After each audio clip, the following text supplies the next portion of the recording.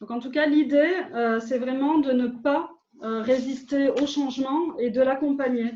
Et en faisant ce mouvement-là d'accompagner le changement, vous allez entraîner avec vous et attirer des individus, des entreprises, des collaborateurs, des partenaires qui veulent aussi participer activement à la mutation qui est en cours. Ce que tout le monde s'accorde à dire, c'est que l'après sera pas du tout une continuité de l'avant-crise. Et donc voilà, ne résistez pas au changement, accompagnez-les. C'est une question vraiment de posture. Vous allez attirer vers vous d'autres entreprises et les collaborateurs qui souhaitent aussi accompagner cette mutation. On va passer à la deuxième partie qui est de faire le point sur votre secteur avec Valérie. Voilà, avant de se lancer directement sur le plan, et ça fait partie du plan et d'une des étapes primordiales, c'est de savoir d'où on part. Et l'état des lieux est incontournable. Donc, il faut vraiment pouvoir se poser. Première chose, c'est déjà sur votre marché, faire le point de quel a été l'impact de la crise sur votre marché.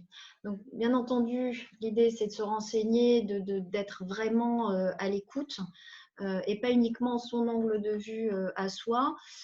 C'est bien de partager avec d'autres acteurs de votre secteur pour prendre la température et comprendre aussi comment leurs entreprises, les entreprises de vos fournisseurs, de vos clients aussi, important, comment vos clients ont été impactés, comment des entreprises, vos concurrents ont été impactés. Donc, c'est important de faire cet état des lieux. L'idée étant un peu comme refaire un SWOT, de se dire est-ce que finalement, quelles sont les nouvelles menaces que fait peser cette crise sur notre marché, à quel point notre marché est impacté, quelles sont les nouvelles menaces, mais aussi de se dire est-ce qu'il y a des opportunités, c'est classique, hein, mais il faut se poser la question, est-ce qu'il y a des nouvelles opportunités à saisir? Est-ce qu'il y a un peu de positif qui se dégage? Et quoi? Est-ce que ça peut nourrir certains espoirs? Donc ça, typiquement, c'est une question aussi qu'on a partagée avec nos collaborateurs à l'agence lors d'un brainstorming, parce qu'eux aussi, chacun à leur niveau, avec leur vision, ont pu enrichir aussi avec nous et échanger avec nous là-dessus. Et c'est important de confronter les points de vue et parfois certaines menaces sont vues comme des opportunités et vice-versa. Donc vous pouvez le faire avec votre CODIR ou des collaborateurs, collaboratrices. Deuxième focus important dans cet état des lieux, c'est votre entreprise. Clairement, quels ont été les impacts constatés d'un point de vue économique? Quelle est la perte de chiffre d'affaires, perte client, perte de marge, et quel impact également côté humain? Est-ce qu'il y a des choses qui se sont révélées par rapport à vos collaborateurs, collaboratrices, organisations, toute la partie RH? Est-ce que d'un point de vue sociétal, voire même environnemental, il y a des impacts que vous constatez? Donc, c'est important de lister tout ça et de l'avoir bien en tête. Ensuite, incontournable, c'est votre manque à gagner. Il faut l'évaluer dès le départ. Bien sûr, c'est une évidence hein, de se dire, finalement, combien de chiffre d'affaires j'ai à rattraper? Qu'est-ce que j'ai perdu? Parce que le plan de relance va être dans un premier temps de se dire comment déjà je rattrape ce niveau et qu'est-ce que je mets en place. Donc, l'idée, c'est de faire votre diagnostic interne aussi à l'instant T de vos forces et de vos faiblesses. Vous posez la question aussi, est-ce que vous, par rapport à vos concurrents, vous avez été moins touchés et pourquoi? Clairement, les crises, souvent, permettent finalement de révéler certains dysfonctionnements ou faiblesses, ou au contraire de faire émerger certaines dynamiques ou des atouts sur lesquels vous avez pu capitaliser. Je vous donne l'exemple d'une société de compléments alimentaires qui aujourd'hui se rend compte que finalement un de ses atouts, c'était d'avoir diversifié, par exemple, ces canaux de distribution et pas uniquement d'avoir un seul canal. Donc, au-delà du canal classique de la vente par pharmacie par la pharmacie, cette société utilise toujours la vente par le e-commerce avec ses propres sites e-commerce et d'autres marketplaces. Et on sait que les ventes de e-commerce ont vraiment pu porter la croissance pendant cette crise et ont pu plus ou moins rééquilibrer certaines pertes versus des canaux de distribution plus classiques. Donc voilà, c'est un exemple. Et juste pour compléter, la question également à se poser sur l'impact de la crise sur votre entreprise, c'est est-ce que votre vision et votre stratégie à 3 ans ou à 5 ans est remise en question? Est-ce que le marché sur lequel vous êtes perdure ou est-ce que vraiment il va falloir revoir l'ensemble de votre stratégie? Parce que on parle du CA rattrapé, peut-être votre offre aujourd'hui n'est plus du tout adaptée, on le verra un peu plus tard. Je voulais juste rajouter ça par rapport à ce. Ouais, et tu fais bien, tout à fait. Là, on parle de plan de relance plus à court terme, mais effectivement, si vous avez déjà dans votre entreprise fixé un cap, une vision et une stratégie, je ne sais pas, de développement, de croissance externe, etc., est-ce qu'elle a toujours sa raison d'être ou pas? Ou est-ce que cette crise le remet vraiment en cause? Quand on parle de vision, c'est vraiment à 5 ans. Est-ce que vous pouvez toujours suivre le même chemin? Donc, effectivement, il faut se poser la question. Alors, une fois cet état des lieux effectué, on va se concentrer sur nos clients, voilà, se faire le point sur le portefeuille client. Donc, quand on parle client, l'idée, c'est de se dire déjà, dans un premier temps, avant de se dire je vais aller chercher des nouveaux clients, ce qui coûte plus cher, hein, c'est toujours plus coûteux d'aller capter de nouveaux clients, c'est de faire les points déjà sur vos clients existants, ceux qui sont restés actifs, comment les conserver, mais également ceux qui sont inactifs, donc des clients dormants ou même des anciens clients qui font partie de votre portefeuille client et qui ne sont plus clients chez vous pour X raisons. Donc, de se concentrer sur l'ensemble de son portefeuille client. Première chose, c'est se dire, OK, on va choyer nos clients, c'est une période difficile, il faut être proche, donc il faut communiquer sur ce que vous faites, être vraiment proche de vos clients, être force de conseil, il va falloir même aller au-delà de vos prestations ou de ce que vous faites habituellement. C'est une période où tout le monde est plus attentif et plus sensible à ce type d'attention. Donc, se poser la question de leur niveau de santé, déjà, ça va pouvoir vous permettre de faire des choix, de se dire, eux, leur secteur, leur entreprise, comment elle se porte et leur potentiel de relance. Certains secteurs sont arrêtés, mais ça devrait repartir. D'autres, c'est bien plus compliqué. On ne sait pas vraiment si ça va repartir et quand et comment et dans quelles conditions. Donc, en fonction du secteur de vos clients, c'est vraiment important que vous posiez la question pour prendre des décisions ensuite. Analysez du coup les clients qui pour vous sont le plus intéressants économiquement sur lesquels investir et retravailler. Donc, l'idée, c'est vraiment de privilégier le bon mix entre l'intérêt et l'accessibilité. Et on va regarder comment on peut factualiser tout ça. Donc, c'est une matrice qu'on utilise et qu'on partage avec vous. C'est simple à retenir, ça s'appelle IAC. Ça permet de faire le choix. Vos ressources sont encore moins infinies dans cette période. Donc, les ressources que vous avez, c'est de se dire sur quel marché ou quel client je vais les allouer. Donc, première chose, c'est de se poser l'intérêt du gain potentiel, l'intérêt du marché ou l'intérêt du groupe, du segment de clients. Comment se porte le secteur, comment se porte mon client, Donc, posez-vous la question de l'intérêt du potentiel derrière, à court terme déjà, de ce client ou de ce marché.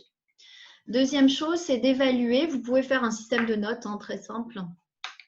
L'accessibilité. Donc, là, c'est par rapport à vos clients. Est-ce que la barrière concurrentielle est forte? Est-ce que la barrière réglementaire est forte, technologique? Est-ce que si c'est des clients que vous n'avez pas et qui font partie plutôt en fait de clients dormants ou de prospects, là on peut parler aussi de nouveaux clients que vous visez, est-ce que vous avez les réseaux pour y accéder ou pas? Donc de vraiment évaluer l'accessibilité déjà dans un premier temps à court terme. Est-ce que c'est facile d'y accéder ou pas? Là pareil, vous pouvez accorder une note à chaque segment de clients ou de marché.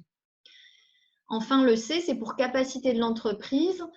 Est-ce que vous avez les ressources clés pour y accéder? Le but étant d'utiliser, que ça vous coûte le moins de ressources possible. Est-ce que vous avez la force commerciale dans de bonnes conditions, les capacités financières? Pour ceux qui ont pris un PGE, comment je vais allouer finalement, ne pas cramer, entre guillemets, le cash que je vais récupérer et vraiment l'allouer aux bonnes actions et sur les bons secteurs pour retrouver le chemin de la croissance. Donc voilà, une matrice toute simple qu'on échange avec vous, qui est un outil marketing qu'on utilise aussi à l'agence.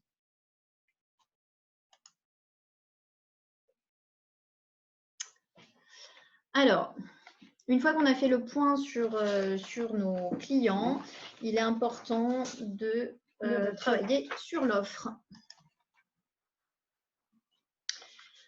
Alors, on a quelqu'un qui arrive encore, si tu veux lui ouvrir la porte de la réunion.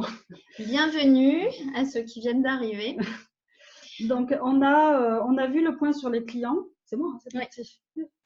On a vu le point sur les clients et donc les clients relancés en priorité sont ceux avec lesquels vous avez déjà des contacts. Donc évidemment vos clients existants, mais également pensez à vos clients dormants ou vos anciens clients. Là, vous pouvez vraiment repartir de votre base de données clients et vous dire voilà, j'ai tous ces contacts-là. Ceux-là, on le sait, vont être plus faciles à transformer pour développer donc le business qui est à développer. La question ensuite à se poser, c'est ces clients, vous les aurez préalablement évalués, hein, donc ils ont la capacité à accueillir votre offre. Votre offre est-elle toujours adaptée à leurs besoins? Est-ce que vous pouvez adapter une partie de l'offre par rapport à leurs difficultés, aux nouveaux besoins, ne serait-ce qu'en termes de business model? On verra l'exemple un peu plus tard. Donc là, vous allez vous faire un petit tableau de go, no go ou stop effort commercial. Donc, est-ce que vous pouvez vous concentrer sur ces clients-là avec la même offre ou en l'adaptant ou ne pas y aller du tout? On va illustrer d'exemples. Hein. Oui, on a par exemple, on a l'exemple, je vais le citer, on a l'exemple d'une entreprise qui vend des machines-outils et qui a quasiment arrêté l'intégralité de sa production pour concentrer son effort sur la partie maintenance et doubler la vie des machines, toutes les machines qui arrivent en fin de vie qu'il fallait renouveler. Ils ont travaillé sur un process de maintenance, je ne saurais pas vous expliquer lequel, mais en tout cas pour donner une nouvelle vie à ces machines et éviter que leurs clients doivent réinvestir de fortes sommes. Voilà un exemple d'adaptation. Donc là, c'est malin puisque de toute façon, ils n'arrivaient plus à vendre de nouvelles machines. Les clients n'avaient plus les moyens, avaient stoppé les investissements. Et donc, ils ont vraiment mis l'accent sur la maintenance et donc, ils leur ont vendu des contrats de maintenance supplémentaires pour pouvoir maintenir encore plus longtemps en vie leur machine-outil. Donc là, la question à se poser, donc on l'a vu, c'est par rapport donc à la raison d'être de l'entreprise, les besoins de vos clients, les besoins et leurs capacités, hein, et vos capacités humaines et de production, mais ne pas s'arrêter là. Cette crise a aussi révélé l'importance du local, l'importance de la coopération et des partenariats possibles. Et aujourd'hui, toutes les entreprises avec lesquelles on échange sont vraiment beaucoup plus ouvertes aux partenariats. Donc ne vous limitez pas ne vous enfermez pas seulement à ce que vous savez faire aujourd'hui, à cet instant T, par rapport à votre offre, mais essayez de penser en étant plus ouvert dans votre écosystème pour créer des offres en partenariat peut-être avec d'autres entreprises. Donc voilà, essayez vraiment de toujours rester ouvert et surtout de penser au partenariat. On en a tous besoin. Alors, un exemple d'une entreprise de la région, d'ailleurs, qui a différents domaines d'activité stratégique, différents métiers. Un de ces métiers, c'est la biodécontamination des salles blanches des laboratoires, donc par nébulisation ou brumisation. Donc, c'est la désinfection, en fait.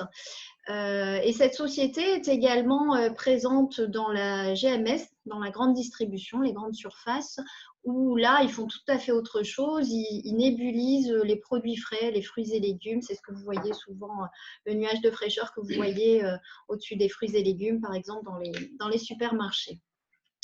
Donc, avec la crise, plus moyen d'installer de nouvelles machines, idem de nébulisation en GMS, qui est leur plus gros marché. Donc, ce qu'ils ont fait, c'est qu'ils se sont adaptés. Ils sont allés prendre une des solutions qu'ils utilisaient pour l'industrie, avec la machine Lidit. Donc, il y a un système de désinfection en fait de salles et ils l'ont adapté pour désinfecter les supermarchés et les hypermarchés. Et donc, ils ont pu proposer du coup cette offre dans le cadre du Covid-19 à leur plus gros marché. Donc là, ils ont conservé leur marché, ils ont conservé une offre mais qui était dédiée à un autre marché, ils ont croisé le tout, ils l'ont adapté. Et aujourd'hui, ça leur permet de pallier la perte, pareil, d'installation et de commandes qui ne tombaient plus là-dessus. Donc voilà, une belle adaptation, une belle réactivité. Autre chose, une entreprise aussi dans l'industrie, dans la région, qui fabrique habituellement des visières de casques de moto. Et là encore, ils ont saisi l'opportunité pour le secteur industriel, pour toutes les personnes finalement qui travaillent dans des chaînes de production, plutôt que d'avoir un masque, d'avoir une visière finalement en polycarbonate, je pense que c'est du polycarbonate, une visière de protection donc pour les ouvriers et des employés dans les chaînes de production.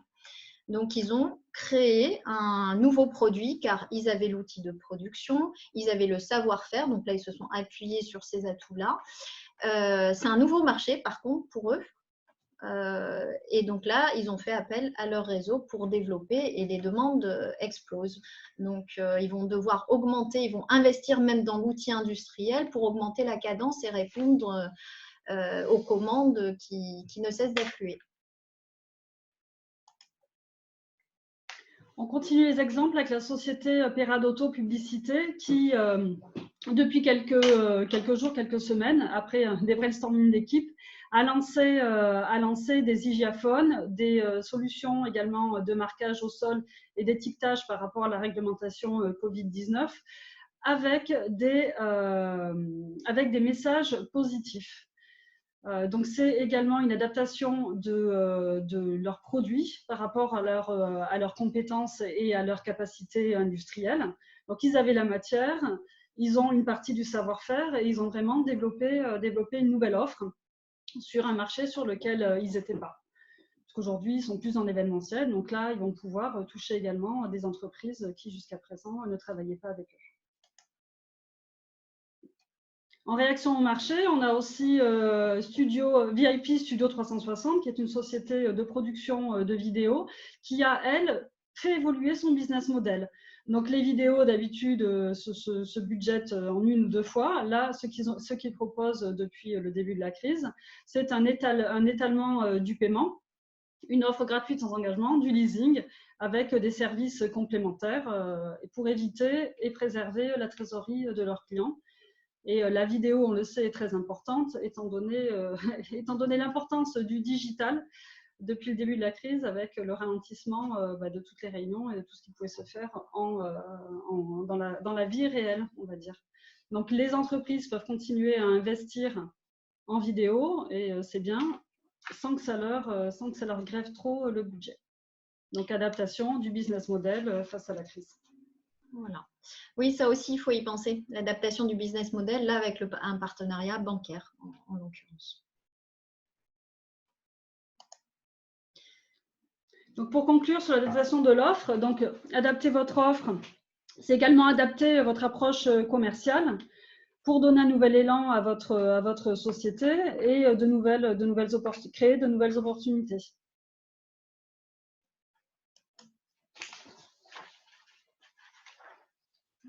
Vous gagnez maintenant les clients de demain, Valérie. Voilà. Alors, comme dans tout plan, on va parler d'objectifs, hein, même en période d'incertitude. Il est important de se fixer des objectifs. On ne peut pas passer outre. Il ne faut pas confondre l'agilité et le manque d'objectifs ou de cap. Ok, donc je vous ai parlé tout à l'heure du terme, c'est important du terme de se mettre d'accord sur le timing du plan. Autre chose qui est important et qu'il faut avoir en tête quand on va se fixer les objectifs, c'est sa raison d'être, la raison d'être de votre entreprise. Je suppose que tout le monde l'a bien défini, hein, avec la loi Impact. Ça dit peut-être… non, je rigole, hein, je sais qu'il y a beaucoup d'entreprises qui ne se sont pas forcément penchées dessus et pourtant, c'est vraiment important si vous arrivez à prendre le temps de vous poser là-dessus et définir la raison d'être, c'est-à-dire pourquoi votre entreprise existe, quelle est sa raison d'exister, qu'est-ce qui vraiment vous motive. C'est très lié aussi, c'est intimement lié à la mission que vous donnez à votre entreprise, au-delà de l'aspect économique, hein, de tout chef d'entreprise, mais pourquoi vous êtes là, qu'est-ce que vous voulez faire. Donc, quelle est votre raison d'être? Et pourquoi c'est important de l'avoir en tête? C'est parce qu'au moment de fixer les objectifs, l'idée, c'est d'être cohérent aussi avec sa raison d'être et de ne pas aller à l'encontre. Hein, si vous avez une raison d'être avec une orientation sociétale ou environnementale, dans les objectifs que vous allez vous fixer et la façon de les atteindre, il faudra le respecter. Alors, par rapport aux objectifs. Donc, première chose, c'est de vous poser par rapport au segment ou au marché que vous allez aborder. Donc, quels sont vraiment les marchés ou les clients prioritaires sur lesquels vous allez travailler? Quels sont vos objectifs de développement commercial là-dessus? Quels sont ensuite, par rapport à de nouveaux clients, nouveaux segments de marché, pareil, vous les citez, quels sont vos objectifs? Donc, par rapport à la partie client, c'est de mettre en face, de croiser avec le tableau des offres. Est-ce que je continue sur mon offre actuelle? Je peux leur proposer mon offre, ma prestation, mes produits tels que je les ai aujourd'hui, ou est-ce que je dois l'adapter? Idem pour le business model. Est-ce que je continue sur mon même business model ou je dois le faire évoluer ou je mets en place un nouveau business model? Est-ce que j'y vais avec la même organisation commerciale et marketing ou est-ce que je dois l'adapter? Qu'est-ce que je mets en place pour l'adapter? Donc ça, on le verra dans les actions. Donc ça, c'est sur l'aspect marché. Ensuite, important en période de crise, d'autant plus, c'est développer votre visibilité. Puisque vous allez bouger certains curseurs, il est important de le faire savoir, de le faire voir. Donc, c'est vraiment le moment d'améliorer votre notoriété et votre image. Il y a une prise de parole à prendre. C'est un écueil qu'on retrouve souvent et dans certains secteurs plus que d'autres où on se dit « Ah, c'est la crise, je coupe tout. Je ne parle plus, je ne communique plus. » Et c'est une grave erreur parce que les opportunités, une fois qu'on a saisi, qu'on a défini une offre et des types de marché à atteindre, il va falloir être le plus visible possible. Donc, bien entendu, à quel terme aussi de définir les timings. Alors, Là, c'est un extrait de ce qu'on utilise à l'agence qui s'appelle un OPS, un One Page Strategy, qui permet en un coup d'œil pour le codir ou les dirigeants d'avoir sur une seule page tous les objectifs du plan. Voilà. Donc, première chose, le terme, on l'a vu. Ici, vous voyez, vision à 12 ou 24 prochains mois, comme je vous l'ai dit habituellement, c'est ce qu'on fait. Aujourd'hui, c'est remis en question. Donc, il faut être agile. C'est remis en question, ça veut dire qu'il faut être particulièrement agile et donc à l'écoute permanente de votre marché. Même une fois le plan fait, il faut vraiment être à l'écoute du marché, de l'actualité pour pouvoir s'adapter. Et pouvoir réagir et adapter les curseurs.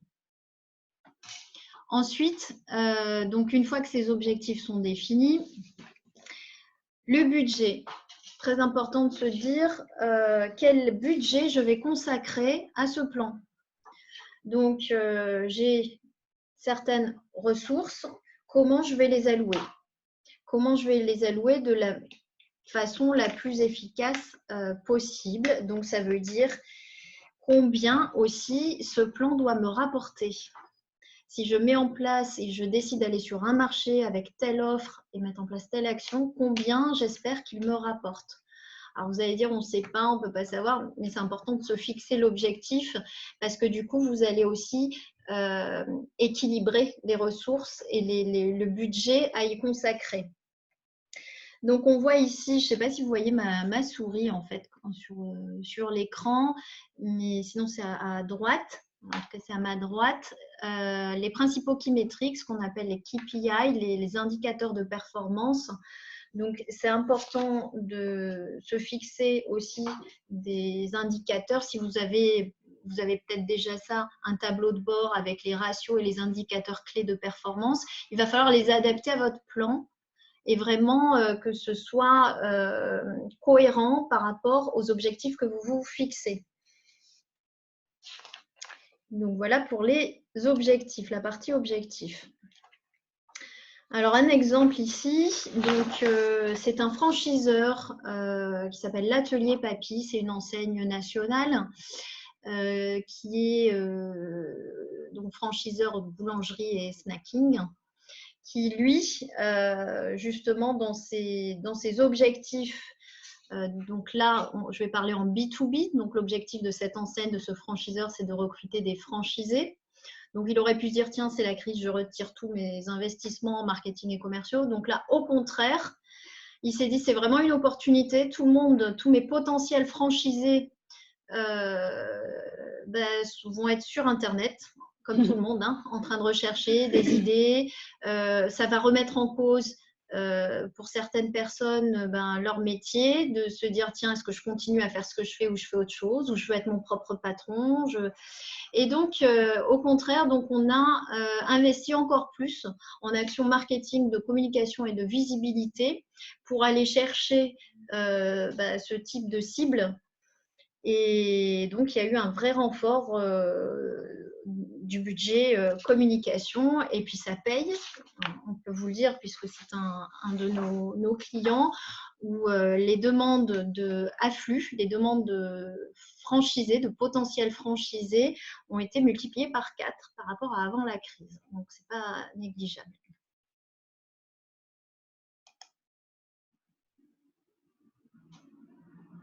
Un petit clin d'œil, parce qu'on est aussi en période de crise, donc là c'est pour nous, penser à l'externalisation. Oui, ça peut être une façon d'optimiser aussi ses ressources et ça crée de l'emploi aussi finalement, mais de manière différente. Penser à l'externalisation, là c'est l'exemple du service marketing externalisé. Bon, nous, on le traite d'une certaine façon, on est vraiment collaboratif, on va travailler vraiment main dans la main avec les équipes marketing et communication qui sont en place, pour ceux qui ont déjà des services. Mais ça peut être vraiment l'opportunité d'apporter un souffle nouveau, de l'oxygène dans vos sociétés, et ça peut être dans d'autres services également que le marketing. Et le marketing, c'est quand même une très bonne chose, ça, de l'externaliser. Alors, on en arrive aux actions, Oui. Delphine. Donc, pour finir les actions, alors je ne vais pas, on va pas pouvoir détailler toutes les actions qu'on peut imaginer parce qu'on n'a pas les objectifs, on n'a pas fixé réellement des objectifs, mais on va essayer quand même de rentrer dans le vif du sujet. Alors, sur définir les actions, donc on a défini les objectifs et le budget. Ça, vous l'avez fait préalablement. Les équipes sont mobilisées, vous avez commencé à les intégrer dès le départ de votre réflexion, notamment sur la partie offre, marché, étude des clients. Maintenant, nous allons passer donc à la définition des actions. Dans l'état des lieux que vous avez fait préalablement, Valérie en a parlé, vous avez peut-être observé des dysfonctionnements ou des manquements par rapport à vos outils. Et on voit aujourd'hui l'importance du digital, et c'est ce que nous remontent beaucoup d'entreprises. Il a fallu aussi, pendant tout ce temps de crise et encore maintenant, essayer de rattraper le retard de la visibilité digitale que peuvent avoir pas mal d'entreprises. Donc, ça fait partie des actions forcément qu'il faut mettre en place. En tout cas, les actions et le plan que vous allez mettre en place, c'est quoi? C'est la meilleure combinaison d'actions pour atteindre les objectifs que vous vous êtes fixés. La meilleure en fonction de quoi? En fonction des ressources humaines, temps, compétences, et financières que vous avez évidemment, parce que sinon on pourrait faire tout et n'importe quoi.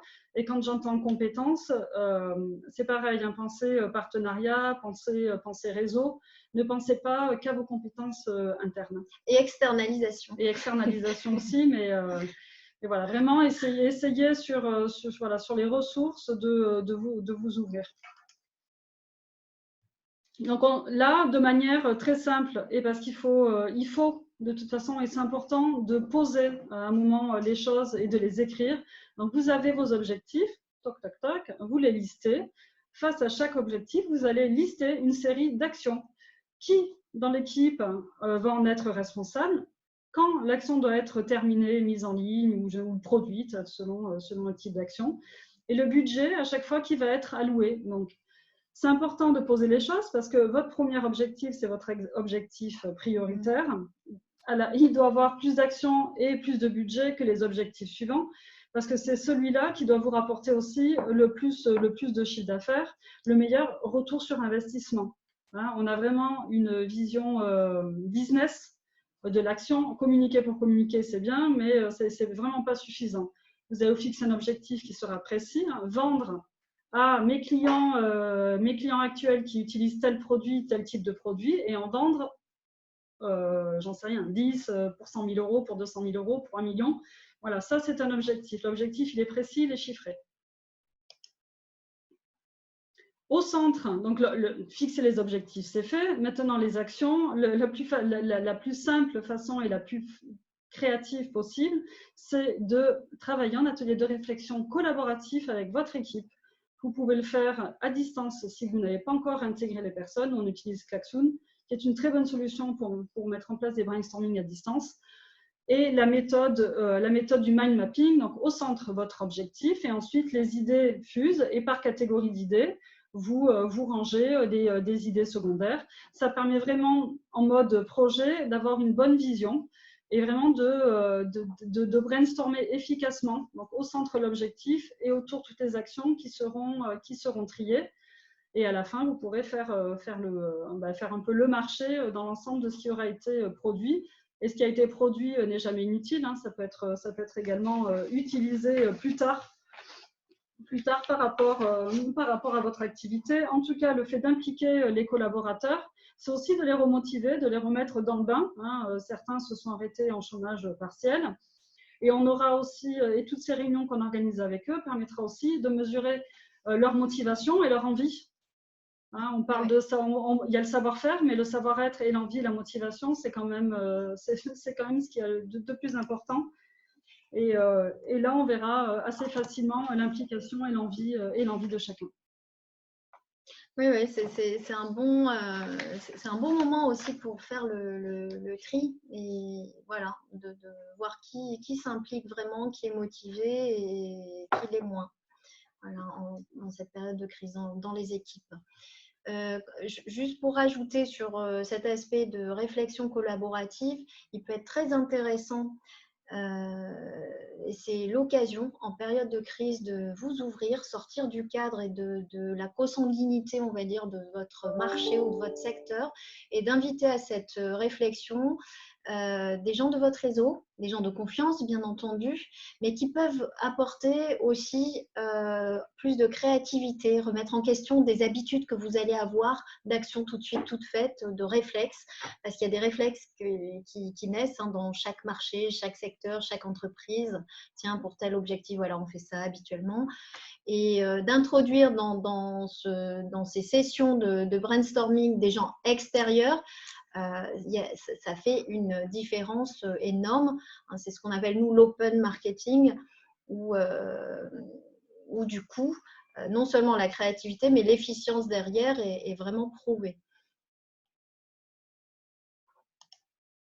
Donc, on l'a vu, dans cette période de crise, votre objectif prioritaire va être le développement commercial sur clients actuels, dormants ou anciens, puisque c'est là où on aura la meilleure réactivité et le meilleur taux de transformation. Temps de crise ou pas temps de crise, c'est la recommandation qui reste vraiment le levier à activer en priorité pour votre développement commercial. Vous pouvez vous appuyer sur vos clients actuels, dormants, anciens ou sur votre réseau, sur vos prescripteurs, pour faire travailler la recommandation, ce qu'on appelle aussi la cooptation. Vraiment travailler là-dessus. C'est le moment aussi d'élargir votre réseau. Donc, via ces clients actuels, on passe à la conquête des nouveaux clients. C'est pareil, la recommandation ou le réseau, même si c'est, et Dieu sait que ça se passe beaucoup sur LinkedIn aujourd'hui, de travailler la conquête client à travers votre réseau actuel sur LinkedIn, que vous connaissiez les gens ou pas, vous pouvez tout à fait les connaître dans la vie réelle. Du moment où vous êtes en contact avec eux sur LinkedIn, vous pouvez aller voir également leur contact et rentrer en relation, trouver des sujets de conversation, s'intéresser à eux. Et vraiment, c'est une période clé là, en ce moment pour élargir votre réseau. Allez voir les contacts de vos clients, de vos fournisseurs, de vos prescripteurs, puisque vous aurez préalablement défini vos offres, capté des signaux faibles de marché qui sont potentiellement plus intéressants que d'autres. Ciblez-les et rentrez sur LinkedIn pour développer votre réseau. Et pensez à la coopération, développer les partenariats. Donc, mettre en place des actions, c'est par exemple mettre en place une nouvelle organisation. Donc, vous avez de la conquête nouveaux clients à faire. Les déplacements de vos commerciaux sont impossibles. Et en même temps, le travail à domicile, voilà, si on a un chat sur la tête et qu'on écoute de la musique, ce n'est pas forcément le plus efficace pour aller trouver des nouveaux clients. Donc là, on est sur un exemple de nouvelle organisation avec montée en compétence de vos équipes et de la formation au social selling, donc qui est la conquête de nouveaux clients via LinkedIn. C'est une nouvelle technique de prospection. On avait le webinaire hier dessus et on a une formation aussi. Le webinaire sera en replay si ça vous intéresse d'ici, je pense, la fin de la semaine. Tous nos webinaires seront mis en replay sur notre site. Oui, c'est une vraie solution intéressante pour les forces de vente qui ne pourront plus se déplacer et être en contact des clients comme auparavant. Donc, d'apprendre, de monter en compétences et peut-être profiter aussi de l'offre actuelle mise en place par le gouvernement, des formations qui sont prises en charge à 100% pour former vos forces de vente ou vous former vous-même au social selling. C'est une technique vraiment, c'est une technique en soi pour développer des contacts et prospecter en utilisant le réseau LinkedIn. L'exemple d'Hydrotherme.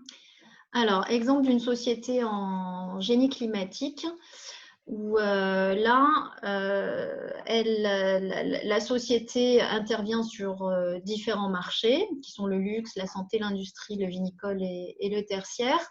Et donc, elle a bien fait l'état des lieux de ses clients, de ses marchés. Et là, dans ses objectifs, elle a décidé de renforcer finalement les secteurs où il y a le plus de potentiel actuellement, sans pour autant délaisser les autres. mais du coup de mettre l'accent et d'investir davantage, donc là en l'occurrence sur la partie santé et industrie.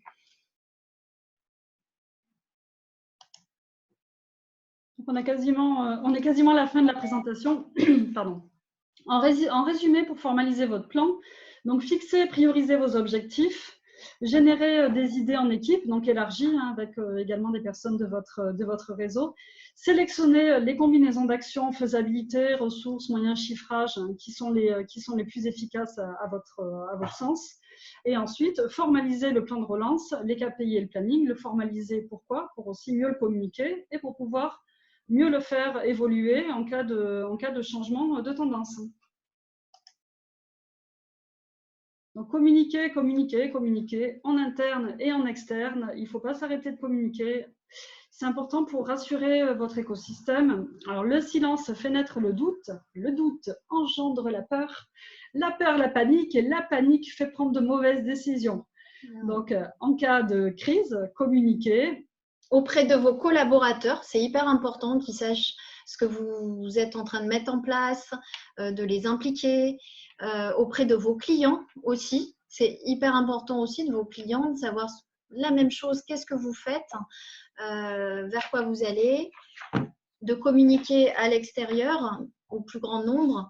Donc, c'est vraiment le moment en fait de ne pas rester replié sur soi, c'est de communiquer, de s'ouvrir et de partager aussi avec votre réseau. Et de partager des informations, même si on n'a pas fait l'action solidaire de l'année, même si on n'a pas développé un produit hyper innovant, c'est communiquer tout simplement la façon dont la crise est vécue, qu'est-ce qui se passe chez nous. Voilà, donc là, c'est deux petits exemples également sur notre territoire. Donc, en externe, comment? Donc, juste un petit conseil avant la fin de cette présentation. Donc, vous avez défini un message principal, qui est la réorientation peut-être de vos offres. Vous allez répéter ce message. La répétition fait la mémorisation. Ce qui se passe en ce moment sur les réseaux sociaux et en général, c'est la communication par le dialogue. On est dans un mode conversationnel avec l'ensemble de l'écosystème, et pas spécialement descendant et pas que commercial. Attention aussi à ne pas basculer dans un côté trop commercial. Partagez vos succès, les petits, les grands, et contrôlez votre image, mais également s'ouvrir. Donc, c'est aussi laisser la parole à vos collaborateurs sans trop les brider.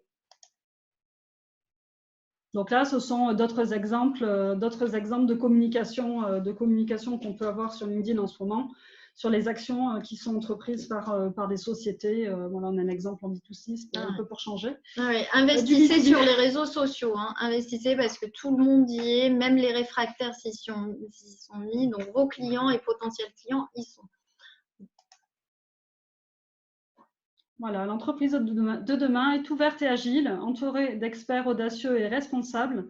Ça, c'est une phrase qu'on a mis dans notre site internet quand on l'a sortie juste avant la crise. Je pense que celle-là, on va la garder. Elle est assez inspirante, on va dire. Voilà, donc merci pour votre écoute. Si vous avez des questions, je vous invite à activer votre micro, votre caméra si vous avez certaines questions, ou vous pouvez aussi nous envoyer vos questions si vous le souhaitez par mail ou par chat. Voilà, on a essayé de tenir le timing, il est midi moins de 5. J'espère que ça vous a plu. On essaie d'être le plus généreuse possible aussi parce que entre entreprises, il faut se serrer les coudes et nous, on sait faire, on essaye de le partager avec le plus d'humilité possible. Et j'espère surtout que ça va vous servir et que vous allez reprendre un bel élan et que toutes vos entreprises auront beaucoup de succès et s'en sortiront de cette sacrée crise du Covid-19. Voilà. Si vous avez des questions, si vous voulez prendre la parole, vous pouvez le faire aussi en activant votre micro. Donc, le replay sera mis, je pense, demain sur notre site. dans la partie webinar, qui est dans la partie communauté. Mm. On a créé spécialement à l'occasion, parce qu'on avait une partie blog, voilà, par exemple, adaptation. Hein. Et n'hésitez pas, si vous mettez voilà, si vous y mettez à faire votre plan de relance, si vous voulez nous solliciter, si vous voulez voilà, un retour ou quelques conseils dans creuser certaines choses qu'on a vues ensemble, on serait ravis de pouvoir vous aider. Merci beaucoup, mesdames. Merci. C'était très, très intéressant. Ah, bon, super. Mm. Super. Voilà. Après, c'est jamais évident de doser entre exemple, contenu, théorie. Voilà, on a essayé de faire quelque chose d'intéressant. Donc, merci, merci Claire. Ok. Voilà. Merci. On va vous souhaiter, c'est l'heure il est midi, un bon appétit, une bonne continuation, plein d'énergie pour assurer la suite. On n'a pas un métier facile hein, quand on doit diriger. Donc, serrons-nous les coudes entre nous et je suis sûre qu'on va tous y arriver. Voilà. À très bientôt. À bientôt. Au revoir. Au revoir.